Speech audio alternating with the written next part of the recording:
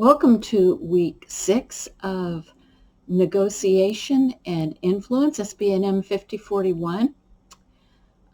As you are aware, the content portion of this course is complete. You've processed all the content necessary to move forward with your final negotiation and with the final paper. You may need to go back and review. Very likely you will need to go back and review some of the material. But from here on out, the work is with your team and then by yourself on your final paper. I am going to use this video as the basis of an extra credit assignment for those of you that would feel that you would kind of like to add a few more points of extra credit into your grade before it is calculated. So this is what we're going to do. I want you to, I'll put up an assignment link for extra credit.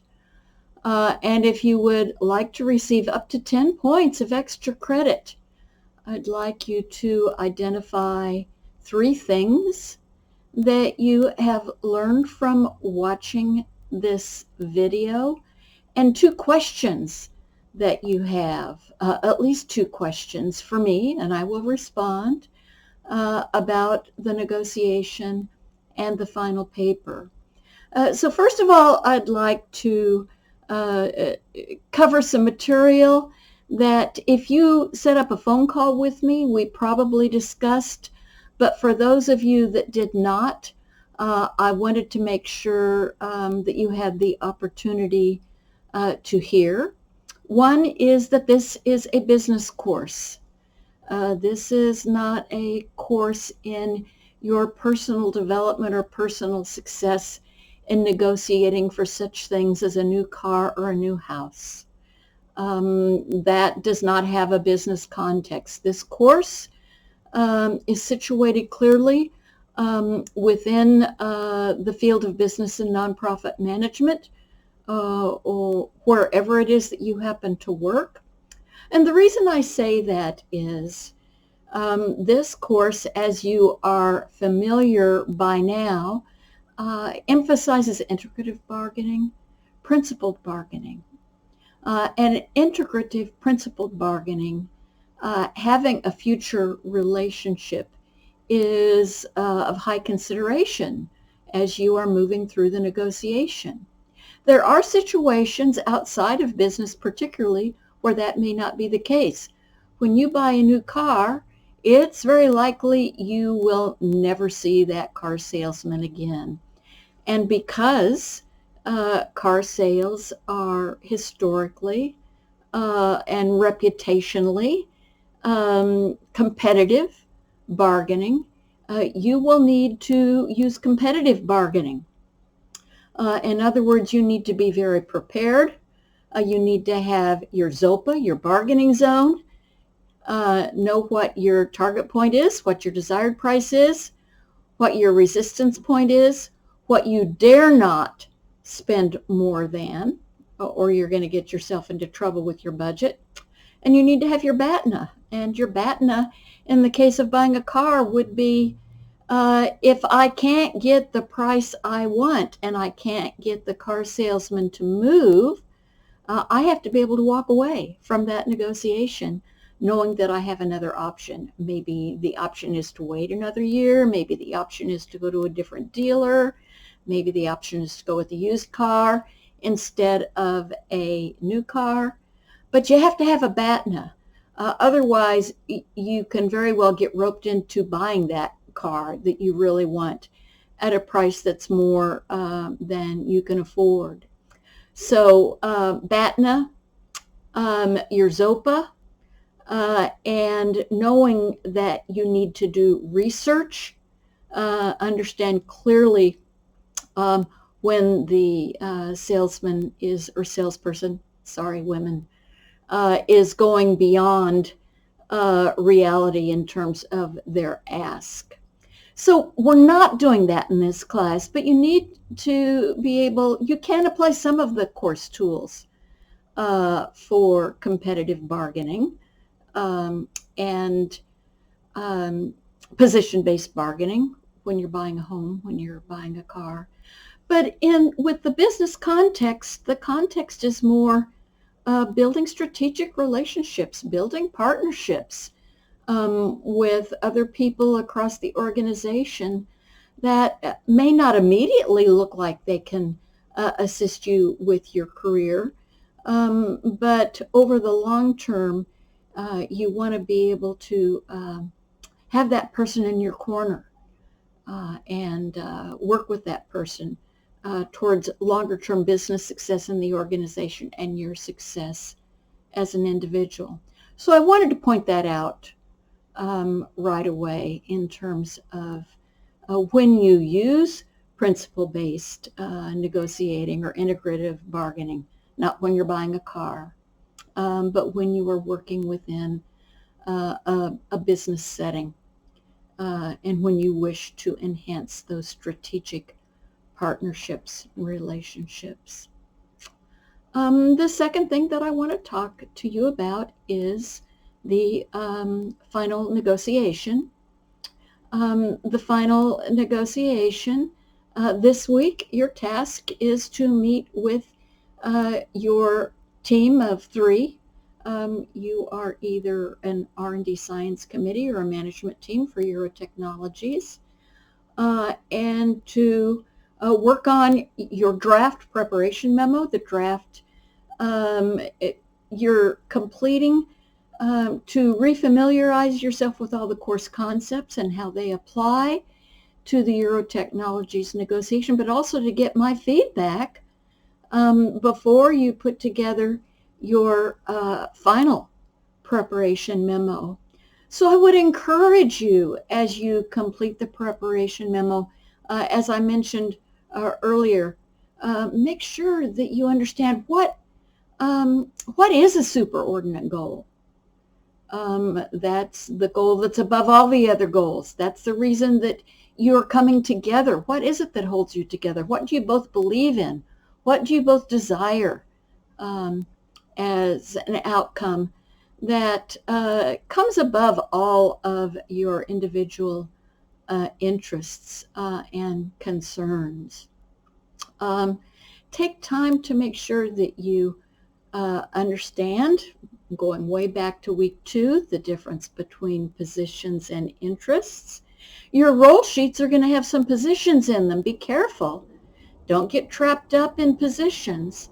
Make sure that you clearly separate interests from positions and that you understand the tangible interests, what's concrete, and the intangible, the psychological, the human desires. What are those things that you need to identify as interests? And you need to try to understand that for yourself, of course, and the other party. Now, options, there's been some confusion about options. Well, yeah, let me back up a minute before we go into options, alternatives. I just talked about BATNA being able to walk away. That's what BATNA is. It's an alternative to a negotiated agreement. That's what alternatives are about. They're not a part of the negotiation. They are what you look at as possible if you're not able to reach an agreement. So what are the alternatives to a negotiated agreement with Euro Technologies? And then you choose the best one as the one that you and your team members feel that will give you the most leverage of being able to walk away. And of course, sometimes when you're willing to walk away, the other side will come around. Not always. And so you have to have a really good BATNA that'll say, you know what, I can live with it if we don't have an agreement because I have this alternative to a negotiated agreement. That's what alternatives are about. If you haven't been clear about that before, some of you have confused alternatives with options. Options are related to interests. They're not the alternatives to a negotiated agreement. They are a brainstorm of options. What are all the different, even maybe some of them are crazy ideas. You know, what are your thoughts about that road? What might seem crazy, but as you begin to put all of these options together, might, particularly when you're discussing them with the other party, you might be able to patch together into an agreement that's going to meet the interests of both parties without compromise, right? Without needing to go into positions. Positions are not options. Interests are not options. Alternatives are not options. Options are the critical creative time. So take time to really do creative brainstorming with your team on what are all the little things that we might be able to think about that could come together as a part of an agreement for this negotiation. Standards, that is the objective information. Standards are, what have the prices been before? What are the benchmarks in within the field? And they're important too. So all of those are parts of your preparation memo. And as you are working with your team on the preparation memo, if you want to try to conference call me in, if you're still not clear, also go back to your reading and reprocess the reading on those different categories that you're working on for your draft preparation memo. This week, I would also encourage you to, and definitely as you move into next week with your final preparation memo, including my feedback, make sure that as you're putting together your strategy, that you also spend a little bit of time with the other team. What are they thinking? You might even be able to get some aspects of the negotiation settled before the final negotiation. So spend adequate time with the other party as well as really a good amount of time in your team. Don't just say, okay, you do BATNA, you do ZOPA, and of course ZOPA are knowing the target points and resistant points. But talk together, brainstorm together.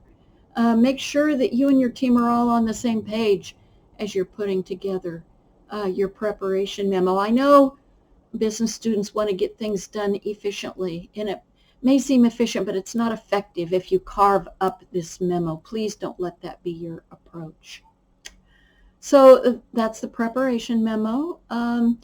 I've talked with both negotiation teams, negotiation one and negotiation team, about times and when I'm available, so I assume we'll get that nailed down soon. But I also want to talk to you about the final paper. As I've begun to realize in my one-on-ones with, I forget, 4 or 5 of you, that there's still been a little bit of confusion about when you use principled negotiation as opposed to positional bargaining.